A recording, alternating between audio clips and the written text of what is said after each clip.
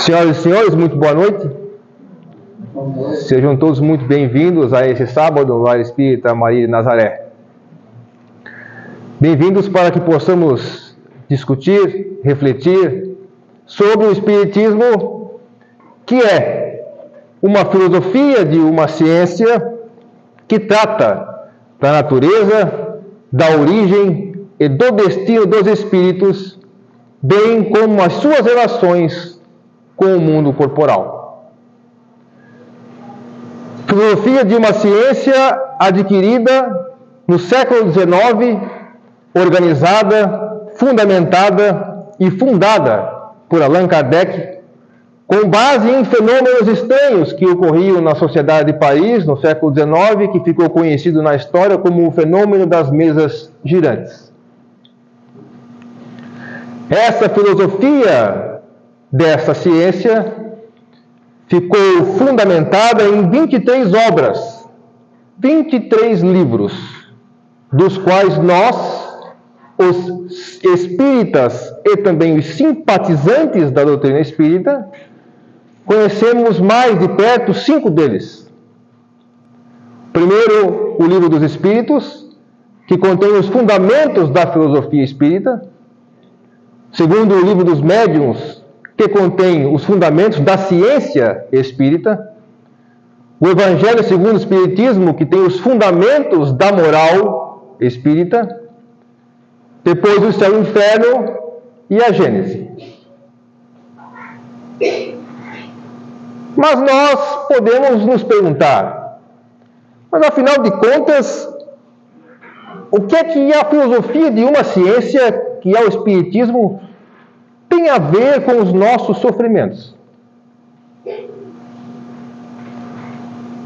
Ou de forma mais particular e direta, como é que uma filosofia de uma ciência pode ajudar a nós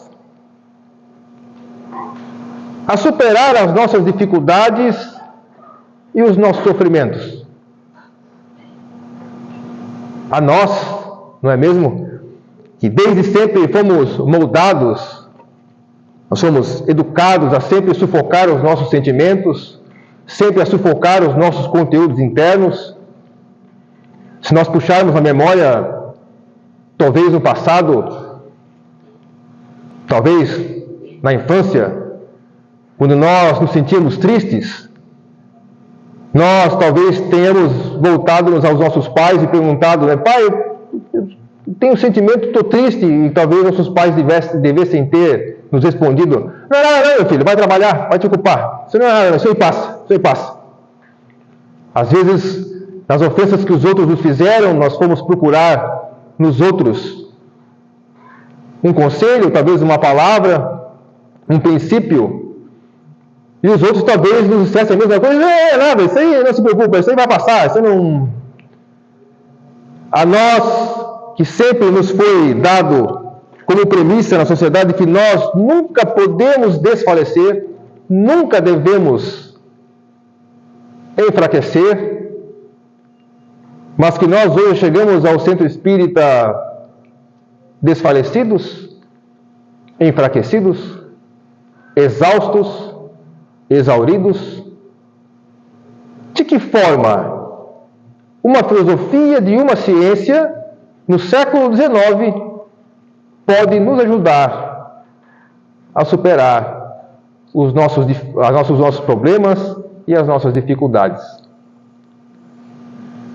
O Espiritismo vem recordar a nós o que nós, no mundo, frequentemente esquecemos. Quem nós realmente somos. E no Espiritismo, segundo os Espíritos dizem a Kardec, nós somos espíritos imortais. Essa nossa existência em um corpo físico é mais uma de muitas que nós já tivemos e que nós ainda vamos ter. Segundo os Espíritos, nós somos os seres inteligentes da criação. Somos filhos de uma inteligência que é suprema e que nós damos o nome de Deus. Um Deus com o qual nós não temos sabido nos relacionar muito bem. Fato.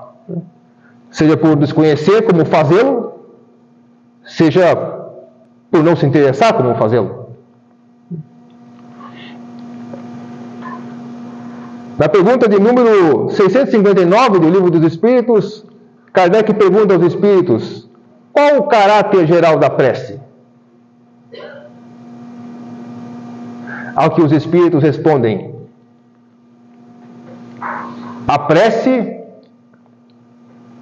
é um ato de adoração a Deus. Orar é pensar em Deus. É pôr-se em comunicação com Deus. É se aproximar de Deus. Pela prece, nós podemos 3 coisas a nos propor: louvar, pedir e agradecer. Um ato de adoração a Deus. Um ato pressupõe-se uma ação. E uma ação pressupõe-se uma coordenação de recursos do nosso interior para executar essa ação. O fato de exercitar os nossos pensamentos.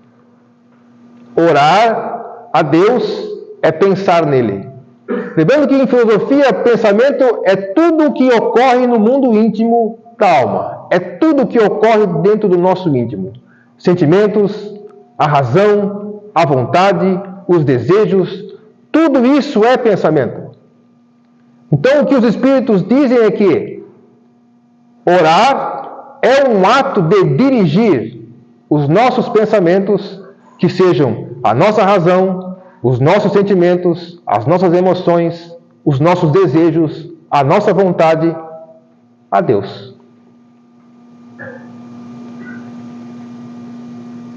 E evidentemente que para que nós possamos pensar em Deus, nós temos que elevar o nosso pensamento a Deus. E para elevar os nossos pensamentos a Deus, nós temos que fazer o exercício de desconectar os nossos pensamentos atribulados pelas questões do mundo.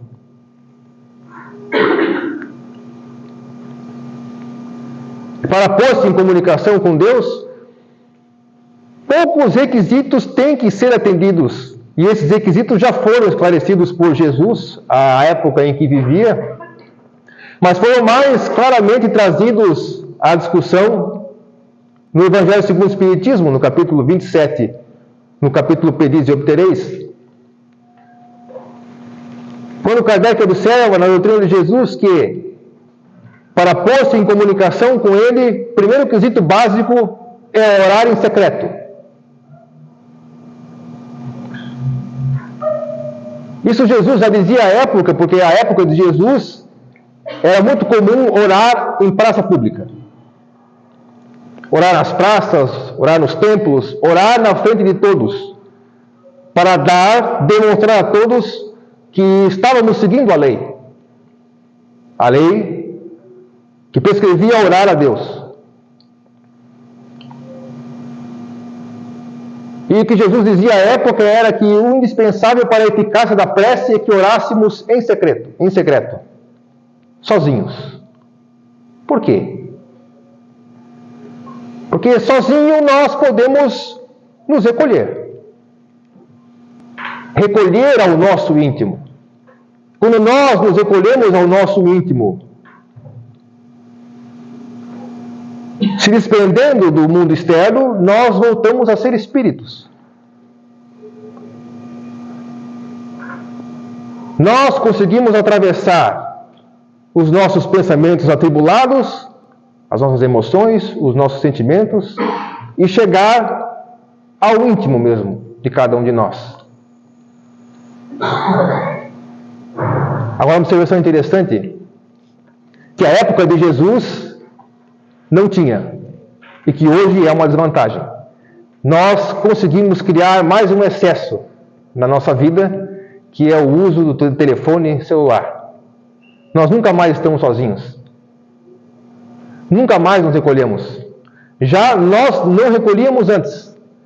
Agora nós não conseguimos mais ficar sozinhos conosco mesmo. Ainda quando nós estamos sozinhos, ainda que estejamos nos nossos aposentos com a luz apagada antes de dormir, nós não estamos sozinhos. Nós estamos vendo o Instagram, shorts no YouTube, redes sociais. Há nada contra. O Espiritismo, obviamente, não é contra redes sociais, embora há muitos estudos na área da psicologia e da psiquiatria que fazem uma correlação direta com o uso de telefone celular e estados mórbidos de ansiedade e depressão. Correlação e causalidade. E o segundo quesito é não se afetar por orar muito. Porque não é pela multiplicidade das palavras que nós vamos ser ouvidos pela inteligência suprema, mas é pela sinceridade com que elas são ditas.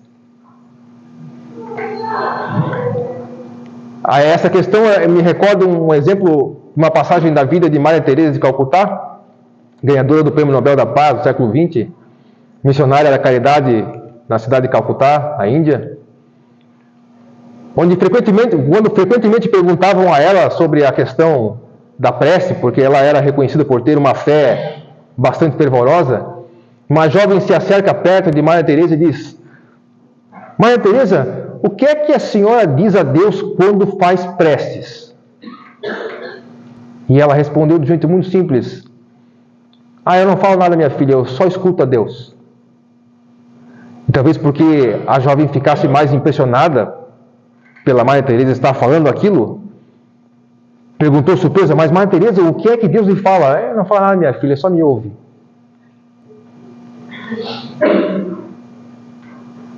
A gente pode parar e pensar, mas é uma coisa meio ilógico.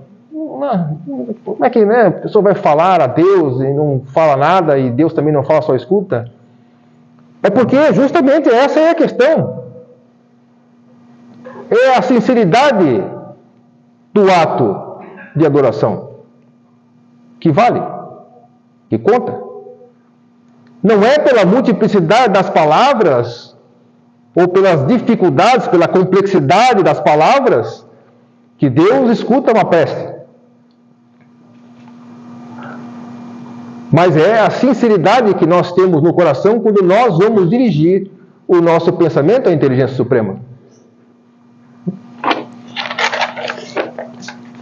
E nós nos preocupamos muito em dizer coisas que nós não sentimos.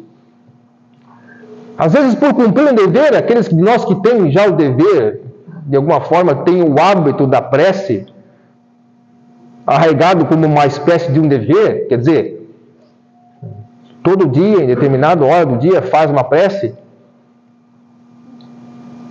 Nós nos preocupamos em o que é que nós vamos dizer para a inteligência suprema. Então eu faço o seguinte, eu sempre oro um Pai Nosso antes de dormir. Depois que eu uso o telefone celular, já exausto, deito na cama, que é para ficar mais relaxado, pretexto.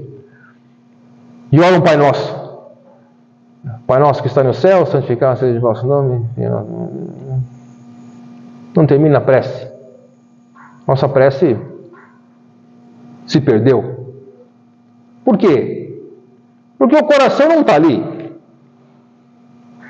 O sentimento com o qual nós oramos um Pai Nosso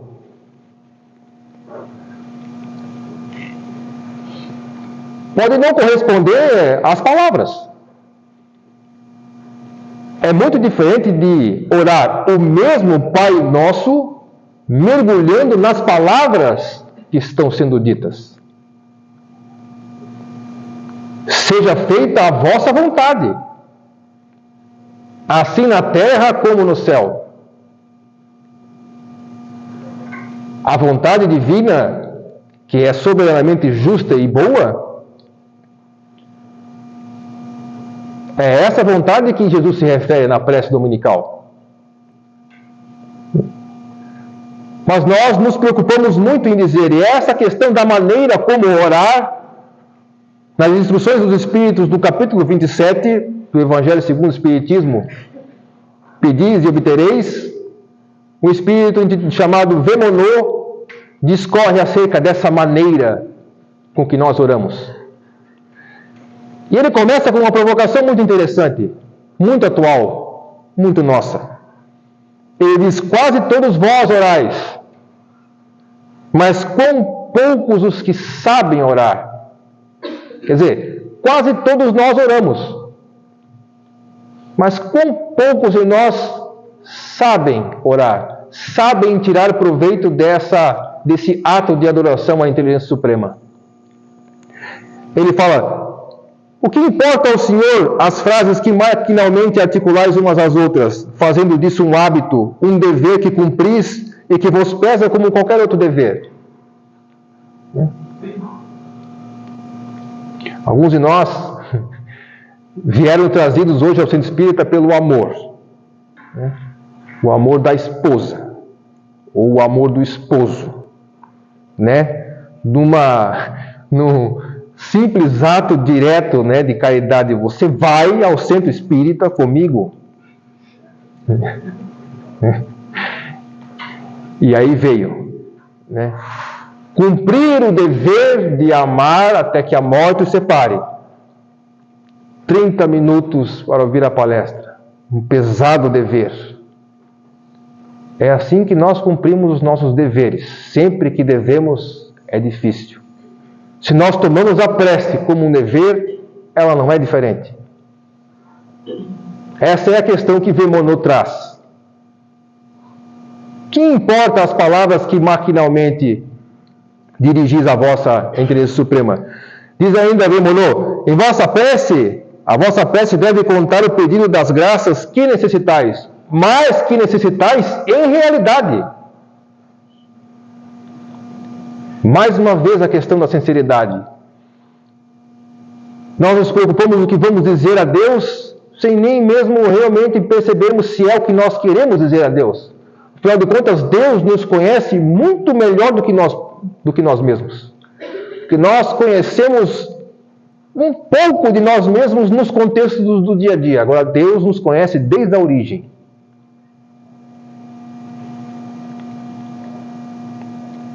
E nós nos preocupamos.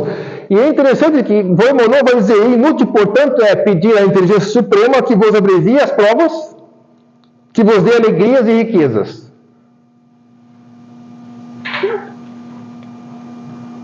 Rogai-lhe para que vos conceda os bens mais preciosos da paciência, da resignação e da fé. Essa hora a gente pensa, não, peraí. Eu vim ao centro espírita porque tenho problemas. O que Vemonô está dizendo é que eu não posso orar a Deus para que abrevie as minhas provas, que são os meus problemas. Não é bem isso, mas na verdade a gente pode pedir a Deus o abreviamento das nossas provas e das nossas dificuldades. Não quer dizer que a inteligência suprema vai nos atender. Porque as nossas provas, as nossas dificuldades, elas têm duas causas. Ou elas têm as causas nos outros, que os outros, pelas suas ações, tornam a nossa vida difícil, e como Deus criou todos nós livres, nós podemos usar a nossa liberdade da forma como bem entendemos, embora nós vamos colher as consequências do uso dela, ou as nossas dificuldades têm causa em nós próprios, nas nossas ações. Nas ações que dependem dos outros, se nós pedimos para que Deus abrevie as provas, talvez não seja possível, porque decorre da liberdade do outro. Mas as nossas aflições, aquelas que são causadas pelas nossas escolhas, essas nós podemos abreviar. Por isso que Vemonô diz que os bens mais preciosos que se podem pedir na prece é a paciência, a resignação e a fé. E a gente pensa, a paciência, o que a gente faz com paciência? A gente desmerece completamente a utilidade das virtudes no dia a dia? Quantas vezes uma situação difícil não é agravada por falta de paciência?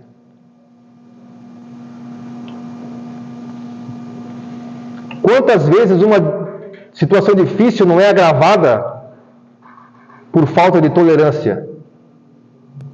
Que eu não consegui me resignar.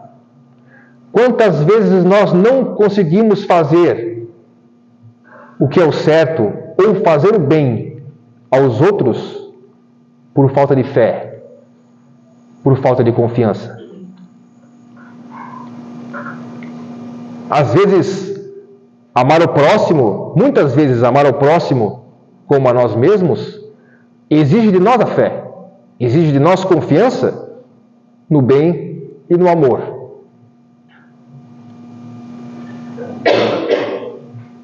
E nós, muitas vezes, desconsideramos o valor dessas virtudes, desses sentimentos no dia a dia. Ainda diz Vémonô, não digais como muitos fazem, não vale a pena orar porquanto Deus não me atende. A esse argumento que nós frequentemente usamos, porque parece que a gente usa aquele pretexto que quanto mais nós rezamos, mais assombração nos aparece, no sentido que parece que Deus não nos atende, o que nós pedimos. Vémonô pergunta, mas o que é que tendes pedido à inteligência suprema em vossas preces? E ele faz uma pergunta provocativa, perguntando, acaso pedis a vossa melhoria moral? E ele mesmo responde essa pergunta, não. Muito poucos no mundo fazem isso. Mas nós não vamos pedir para ser melhor moralmente, porque para nós já nos basta sermos como somos. No nosso ponto de vista, nós somos perfeitos. Só que nós desconsideramos muitas vezes o que é ser melhor moralmente. É ter mais paz interior, é ter mais confiança no bem, é ter mais otimismo na vida, é ter menos tristezas, menos ansiedade, menos medo. Questões essas que a prece fortalece. Ainda essa questão das instruções dos Espíritos acerca da prece, dessa ação, de adoração a Deus, que é pôr-se em comunicação com a inteligência suprema, que é pensar na inteligência suprema. Santo Agostinho, no final desse capítulo 27, vai falar sobre a felicidade que a prece proporciona, das quais nós queremos destacar algumas frases. Agostinho fala uma frase muito bonita, uma metáfora em que diz: a prece é o orvalho divino que aplaca o calor excessivo das paixões.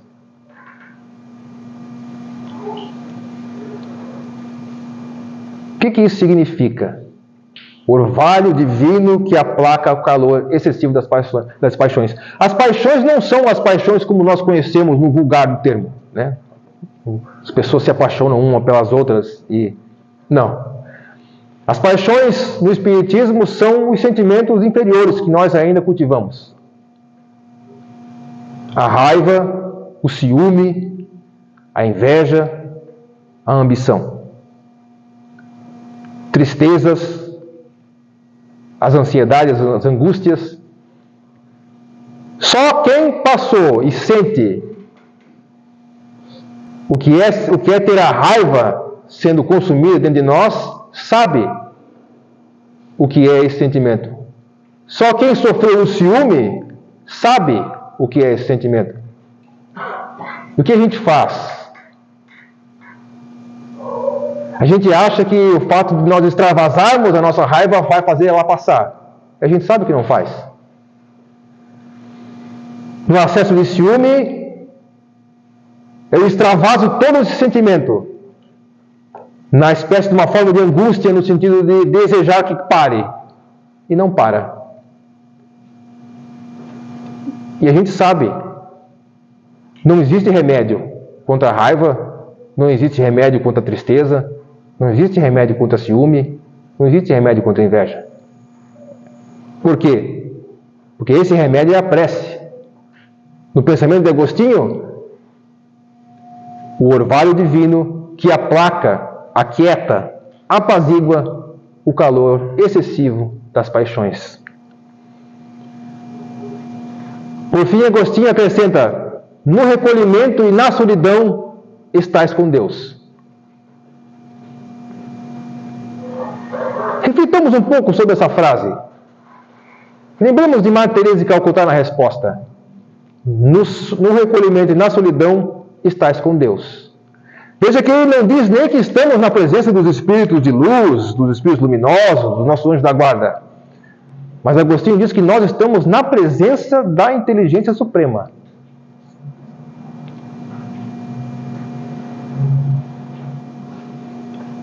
Que espera de nós o uso da nossa liberdade para se dirigir a ele ou a ela, a inteligência suprema, para pedir, louvar ou agradecer. Ah, mas eu não consigo me recolher, nunca consegui, não consigo olhar para dentro de mim. Normal, natural e muito comum. Por quê? Porque a prece é um hábito. Os hábitos são reforçados pela vivência. A prática dos hábitos é que leva à perfeição. Então são 23 obras que constituem a filosofia de uma ciência. 5 delas não são mais conhecidas. A prece é um ato de adoração a Deus. Os atos são sempre reforçados pelos hábitos e os hábitos, por consequência, pelo estudo.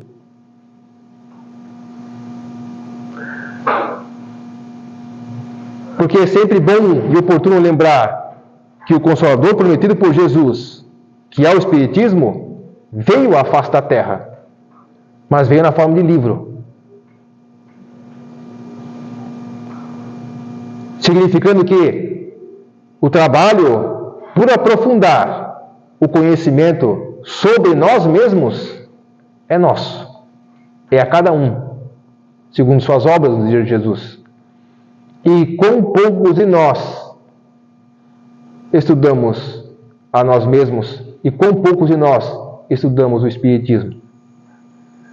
Que nós possamos, nessa noite de hoje, refletir sobre a prece, que é o fundamento da fluidoterapia. É o fundamento do passe, é o fundamento da bioenergia, é o fundamento do passe isolado. A prece. Para que possamos, da prece, tirar o seu máximo proveito. Paz a todos.